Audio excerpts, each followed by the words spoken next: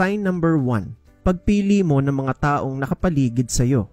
Ang isa sa pinakaimportanteng susi para umasenso ay ang pagpili ng mga taong nakapaligid sa iyo.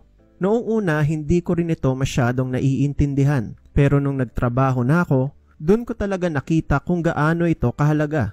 Dati kasi, busy lang ako sa trabaho. Laging nakayuko at nag-overtime. Kasi akala ko, yun ang paraan para ma-promote at tumaas ang sweldo ko.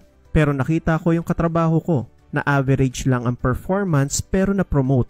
Nagulat ako hanggang sa nalaman ko na regular siyang nakikipag-bonding sa mga bossing. Doon ko na-realize na iba pala ang diskarte. Hindi lang pala sipag ang kailangan. Kailangan mo rin palang makisama sa mga tamang tao.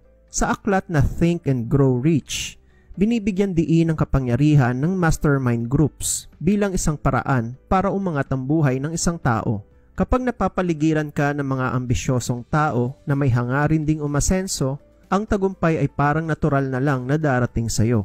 Kaya simula noon, nagbago na ako.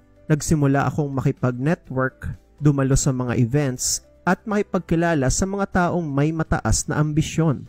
Kaya ang lesson dito, hindi lang talento at sipag ang puhunan mo. Kailangan mo ring mag-invest sa iyong inner circle. Gaya nga ng kasabihan, your network is your net worth.